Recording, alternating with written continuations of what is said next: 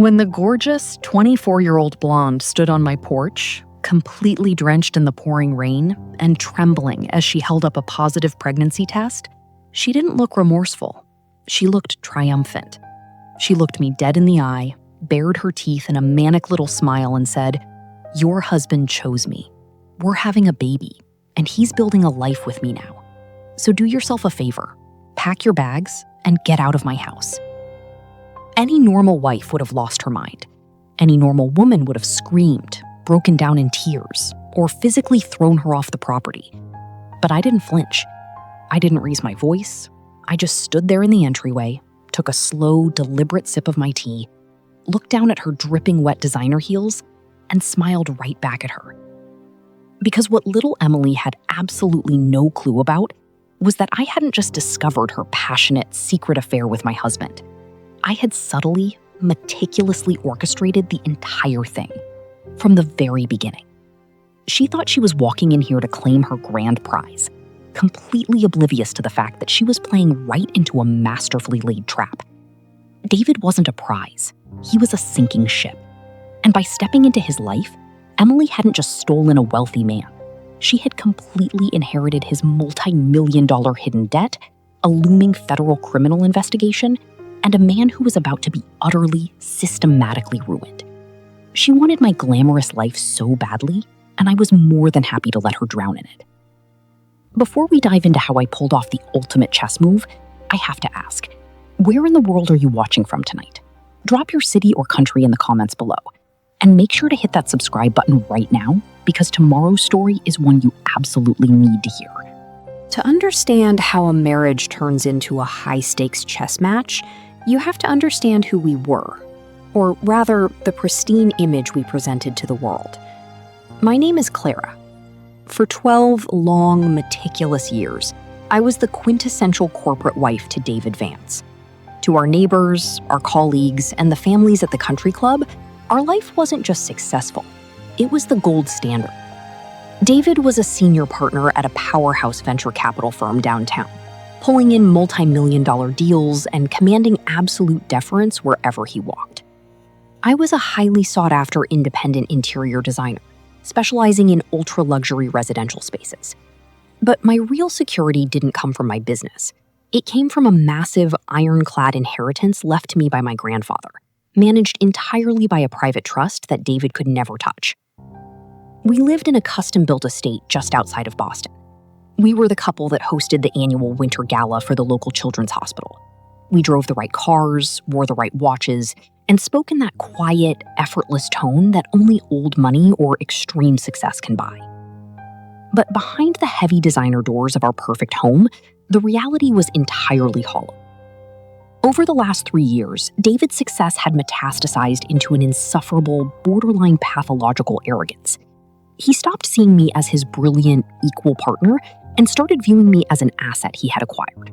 A beautiful piece of high-end property meant to decorate his life and nod appreciatively at his monologues. He truly believed he was the smartest man in any room he walked into. He assumed my quietness, my grace, and my lack of interest in his constant corporate posturing meant that I was soft, comfortable, and completely dependent on the lavish lifestyle he thought he was providing. He forgot one fatal, monumental detail about my past. Before I ever stepped foot into the world of luxury interior design, I spent 4 intense years working as a senior forensic auditor for one of the most ruthless financial firms in New York City. My entire job description used to be tearing apart beautiful, complex corporate facades, tracking hidden data streams, and finding the exact point where the structure began to rot from the inside out. David's ego blinded him to who I actually was. He saw a submissive, wealthy housewife wrapped in cashmere. He completely missed the sharp financial assassin sitting right across from him at the breakfast table. Our marriage had become completely transactional, a cold arrangement held together by social expectations and his desperate need for status. I had tolerated the emotional distance for a long time because I valued stability. And honestly, I was busy building my own empire. But a man like David can never just be content with having it all. His narcissism demanded a constant, fresh supply of validation. he needed to feel like a god, not just a husband. And that dangerous mix of supreme overconfidence and absolute greed was exactly what led him to make the first misstep in a series of choices that would ultimately destroy him. He thought he was playing a game with an oblivious woman who would look the other way to protect her comfort. He had no idea he had just walked into the crosshairs of a woman who knew exactly how to dismantle his entire life without ever raising her voice. The first hairline fracture in our perfect facade appeared exactly 6 months ago. It wasn't a catastrophic explosion. It never is with men like David.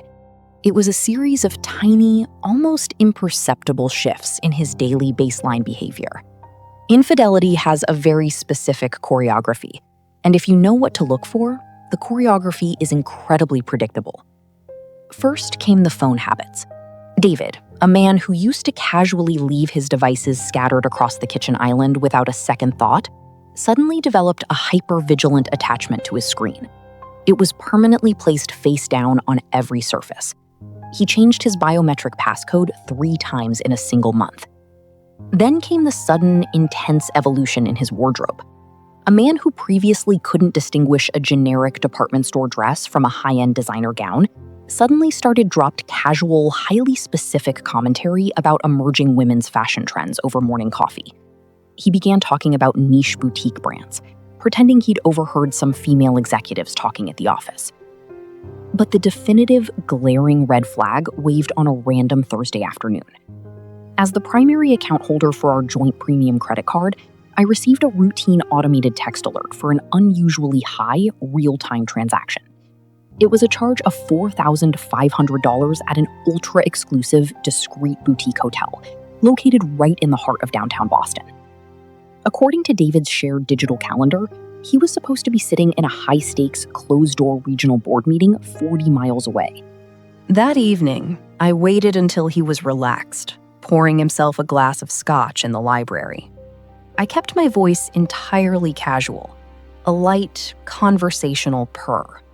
I looked up from my tablet and said, "Oh, by the way, David, I saw a massive charge from the Mandarin Oriental on the joint card today. Did the firm use our personal account by mistake?" The reaction was instantaneous. A normal, innocent man would have looked confused or offered a quick logistical explanation. David didn't do that. Instead, his entire posture stiffened for a microsecond before he masked it with a booming, performative laugh. He walked over, patronizingly patted the top of my head, and chuckled. "Clara, honey, you really shouldn't worry your pretty little head about corporate expenses. That was a high-priority investment dinner for a new tech startup client. The firm reimburses me at the end of the quarter. Just leave the high finance to me, okay?" That condescending, dismissive pat on my head was the exact moment his fate was irrevocably sealed. You see, some women get hysterical when they realize their husband is lying straight to their face. They cry, they demand answers, they throw wine glasses. I don't do any of that. I don't get mad, I get data. The moment he walked out of the room, I sat down and began treating my marriage like a corporate forensic investigation. He thought he was dealing with an oblivious, sheltered housewife who was too terrified of losing her country club membership to question him. He genuinely believed his surface-level gaslighting was enough to pacify me. What he completely failed to realize was that by patronizing my intelligence, he had just invited a master auditor into his private playground. I didn't say another word about the hotel charge. I just smiled, kissed his cheek, and spent the rest of the night quietly unlocking the digital backdoors to every single financial account, email server, and cloud drive he owned. The game was officially on, and David had absolutely no idea he was already playing from behind. Instead of doing what most heartbroken wives do, hiring a cliché, low-budget private investigator who would just follow him around in a sedan and take blurry, useless photos of them kissing in a dark restaurant parking lot, I went entirely corporate. I used my specialized background as a forensic auditor to ruthlessly dissect our entire financial existence. What I discovered in those deep digital trenches was a web of absolute deceit that went far deeper and was infinitely more sinister than a standard, pathetic midlife crisis affair. David hadn't just met a girl. He had fallen into a deep, desperate infatuation with Emily, a 24-year-old entry-level marketing assistant who had recently joined his venture capital firm. And David, completely blinded by a toxic mix of aging male lust and a desperate, pathetic need to feel young and powerful again, had gone completely reckless. He hadn't just bought her expensive dinners, he had bought her an entirely new reality. I traced a highly sophisticated hidden trail of capital moving from his primary accounts into a secret offshore account registered in the Cayman Islands. From that specific account, a massive torrent of cash was flowing directly into funding Emily's incredibly lavish lifestyle. He was paying the astronomical monthly rent on her ultra-luxury high-rise penthouse overlooking the city. He had personally signed the lease on a brand new high-end European sports car for her. He was funding thousands of dollars in weekly shopping sprees at designer boutiques, high-end jewelry stores, and 5-star tropical vacations. But as I dug deeper into the ledgers, the real horror of the situation emerged. David didn't actually have that kind of personal liquidity. Despite his massive salary and senior partnership status, his own investments had been quietly tanking for the past 2 years due to bad tech bets. He was living on the absolute edge of financial ruin. To completely fund this double life with his young mistress, David had crossed a line from which there is absolutely no return. He had begun systematically embezzling millions of dollars from his firm's highest net worth clients. He was skimming money off the top of major venture funds, moving the stolen capital through a maze of dummy accounts. But the absolute apex of his depravity was his exit strategy. To ensure he would never get caught, David had officially registered the primary shell corporation used to wash the stolen client funds under my legal name. He had pulled an archived high-resolution copy of my signature from our old mortgage documents and used a sophisticated digital tracing software to forge my name on every single fraudulent corporate filing, tax document, and illegal wire transfer authorization. The strategy was as brilliant as it was utterly evil. If the Securities and Exchange Commission or the internal audit team at his firm ever caught wind of the missing millions, the entire paper trail would lead directly to me. He was sleeping with a girl half his age using stolen corporate money, and he was actively setting up his own loyal wife of 12 years to take the absolute fall and spend a decade in a federal penitentiary for it. The sheer, staggering coldness of his plan was enough to steal the air straight out of my lungs. I sat alone in the dark of my office, staring at the fraudulent documents displaying my forged signature side by side with his mistress's apartment lease. Any other woman would have shattered into a million pieces. Any other woman would have confronted him at the dinner table, screaming, crying, and begging for answers. But instead of breaking down, a cold, crystalline, terrifying calm washed entirely over me. My heart rate didn't even spike. David had completely forgotten who he was dealing with. He thought he was playing a high-stakes game against a docile, submissive housewife who could be easily framed and discarded. He didn't realize he had just handed a loaded weapon to a forensic assassin who knew exactly how to track every single cent. I didn't cry a single tear. I just leaned back in my chair, looked at the glowing screen, and realized that I wasn't just going to divorce David. I was going to systematically, legally, and permanently erase him from existence. I spent the next 3 grueling weeks operating in total, absolute secrecy, meticulously gathering every single digital receipt, every forged corporate filing, and every single unauthorized wire transfer log linking David directly to the multi-million-dollar embezzlement scheme. I didn't leave a single stone unturned. I tracked the specific IP addresses from his private office computer, matching the exact timestamps of when he executed the fraudulent transfers to the exact hours he was texting Emily about her new diamond bracelets. I made 3 separate, highly encrypted external backups of the entire digital mountain of evidence. One for my private vault, one for an elite criminal defense attorney I had quietly retained, and one directly designated for the federal authorities. During this entire intense operation, I performed the role of the perfect, blissfully oblivious, doting wife. I cooked his favorite elaborate steak dinners. I personally ironed his designer shirts. I smiled warmly and kissed his cheek every single morning when he left for the office. And I nodded with deep, sympathetic understanding whenever he sighed and told me about the grueling, stressful hours he had to put in over the weekend for a difficult corporate merger. I was intentionally feeding his massive overconfidence. I wanted him to feel completely safe, completely bulletproof, and absolutely untouchable in his own house. Through my quiet, back-alley digital access to his secondary burner phone, I watched his private text messages with Emily evolve from playful flirting into toxic impatience. Emily was growing highly resentful of being his little dirty secret. She didn't want to live in a hidden luxury penthouse anymore. She wanted the historic suburban mansion, the high society status, and the security of a wealthy, older husband. She began aggressively pressuring him to file for divorce. David, absolutely terrified of a messy public legal battle that would inevitably expose his deep financial fraud before he could completely cover his tracks, kept stalling her with empty promises. So I decided to give Emily the exact little psychological push she desperately needed to take aggressive matters into her own hands. Using a secure, untraceable email server, I anonymously leaked a fabricated, highly convincing internal legal document straight to her private email. The document made it look like David was quietly preparing a brutal, ironclad postnuptial agreement that would leave any future wife completely penniless and destitute in the event of a marital split. Emily absolutely panicked. She realized that her window of opportunity was closing and that she needed a permanent, undeniable source of leverage over him immediately. Exactly 2 weeks later, my silent intercept of his burner phone caught the fatal blow.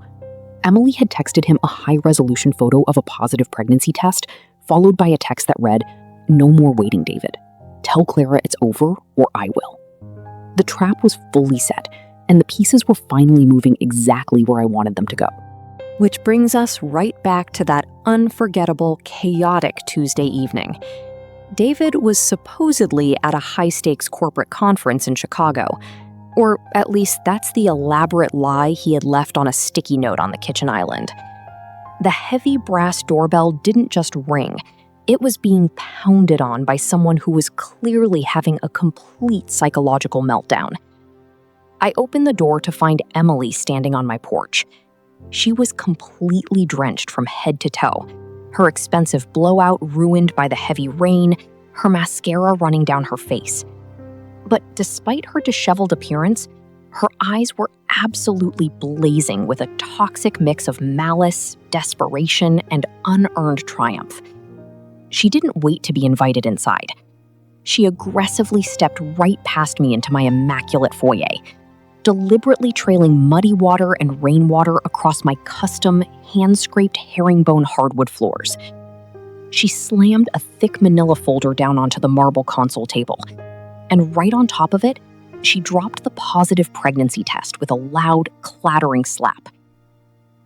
"Your husband chose me," she said, her voice trembling with a chaotic mixture of adrenaline and pure venom. "We're having a baby, Clara. He's building a real family with me now. He's just too much of a coward to tell you to your face because he thinks you'll try to ruin him and take his money in a bitter divorce. But I am absolutely done playing second best. I'm not waiting in the shadows anymore. So do yourself a massive favor, pack your bags, and get the hell out of my house." I didn't blink. I didn't flinch.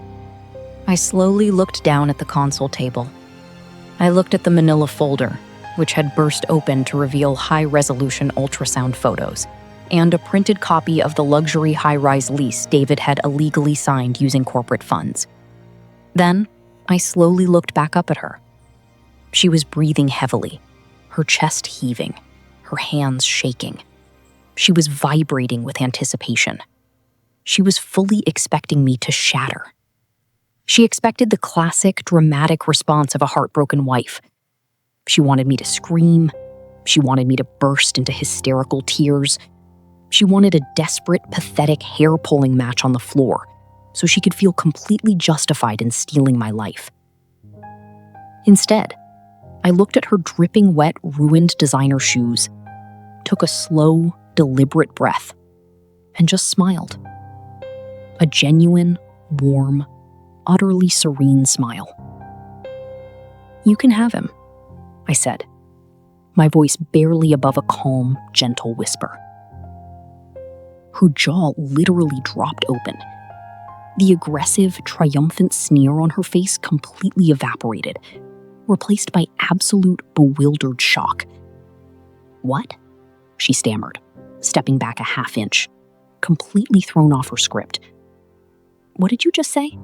I said, "You can absolutely have him," I repeated, walking calmly past her into the kitchen to pour a fresh cup of warm water, acting as if she were nothing more than a minor, slightly inconvenient guest. "In fact, please, feel free to take this entire house, too. Take the matching cars, take the country club membership, take his entire wardrobe. You have actually done me a massive, monumental favor, Emily. I've been trying to figure out how to cleanly flush that garbage out of my life for months, and you just walked through my door and did the heavy lifting for me." She stood frozen in the center of my beautiful foyer, water dripping onto the rug, looking utterly paralyzed. She had walked into my home expecting to execute a flawless, devastating ambush. She had absolutely no idea that she had just voluntarily walked straight into the execution chamber of David's entire corporate and personal life, and that I was the one holding the switch. Before Emily could even begin to process the utter lack of tears or the devastating calmness of my reaction, I walked upstairs, grabbed my pre-packed designer suitcases containing my actual personal belongings, fine jewelry, and priceless family heirlooms, and walked out of that house for the very last time. I didn't look back once. I checked straight into a 5-star luxury hotel downtown, paying with a private, secure bank account that David didn't even know existed. The next morning at exactly 8 a.m., while David was casually stepping off his flight from Chicago, completely unaware that his entire reality was about to implode, my elite legal team delivered 2 highly explosive packages. Package number 1 went straight to the managing partners of David's venture capital firm, with an identical copy routed directly to the federal authorities and the Securities and Exchange Commission. It contained an absolute mountain of pristine, undeniable digital forensic evidence proving his multi-million-dollar embezzlement scheme.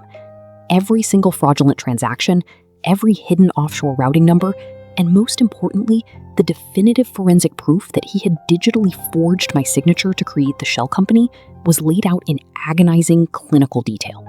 Package number 2 was served directly to David the exact moment he stepped into the arrivals terminal at the airport. Immediate divorce papers, accompanied by an emergency court-ordered asset freeze. Because I had presented undeniable proof that he was committing massive corporate fraud using marital assets and actively trying to frame me for it, a federal judge granted an immediate total freeze on every single bank account, investment portfolio, and asset associated with his name. By noon, David's meticulously constructed world collapsed like a house of cards in a Category 5 hurricane. The FBI swarmed his corporate headquarters. He was arrested right on the bustling downtown sidewalk in broad daylight, surrounded by his colleagues, clients, and rivals. The firm didn't just fire him, they immediately stripped him of his partnership shares, scrubbed his name from the directory, and released a public statement condemning his actions to save their own reputation. He went from being a tech investment god to a disgraced federal inmate in the span of 4 hours. He desperately tried to call me from his holding cell, but his number was already permanently blocked. The hunter had officially become the prey, and my hands were completely clean. David's federal bail was set at a staggering $2 million. He couldn't pay a single dime of it because every single one of his accounts, credit lines, and assets had been completely frozen by the feds. In an absolute sweating panic from his holding cell, he frantically called Emily, begging her to liquidate the luxury sports cars, the diamond bracelets, and the high-end designer pieces he had bought her to get the cash for his release. But here is the beautiful, utterly devastating final twist. When the federal forensic team traced the path of the embezzled corporate funds, they tracked every single dollar David had ever spent on his mistress. The ultra-luxury high-rise penthouse, it was immediately seized as an asset purchased with stolen money. The European sports cars, repossessed right out of the garage. The designer bags, the jewelry, the lavish gifts, all confiscated by federal marshals. Emily wasn't just left completely broke on the street. She was formally named as an unindicted co-conspirator for knowingly receiving stolen corporate funds. And that positive pregnancy test she used to blackmail her way into my house, it turned out Emily wasn't even pregnant with David's child. In her frantic desperation to lock down a wealthy older man before he could sign a postnup, she had used a positive test from an ex-boyfriend she was still secretly sleeping with on the side. When David found out from his prison cell that the child wasn't even his, and that he had completely destroyed his career, his status, and his life for a girl who was playing him just as ruthlessly as he had tried to play me, he suffered a total psychological collapse. He hadn't just lost the game, he had completely destroyed himself. Today, I live in a breathtaking villa, tucked away in the hills overlooking the southern coast of France. My days are filled with peace, quiet creativity, and the absolute freedom that comes with knowing you survived the ultimate betrayal and won. My life here is fully funded by my own thriving interior design firm, and that massive, untouched inheritance David spent a decade trying to find a way to control. He never could touch it, and he never will. As for my brilliant ex-husband, David is currently sitting in a cold, concrete cell, serving out the first year of an 8-year sentence in a maximum security federal penitentiary, surrounded by the absolute silence of his own ruined reputation. And Emily? The glamorous lifestyle she tried to steal completely vanished overnight. She is currently working 2 exhausting, low-paying jobs just to make a dent in the massive restitution fines and legal fees leveled against her by the state as an accomplice to fraud. They wanted each other so desperately. They were so willing to lie, cheat, steal, and destroy a human life just to satisfy their own pathetic greed. So, in the end, I gave them exactly what they deserved. I gave them each other's absolute, systematic ruin. You see, the most devastating revenge isn't a loud, dramatic confrontation. It's not a screaming match in a foyer or a bitter battle in a family court. The ultimate revenge is simply having the brilliant intelligence to step completely out of the way, let go of the wheel, and allow a toxic person's own heavy karma to pull them straight down into the abyss.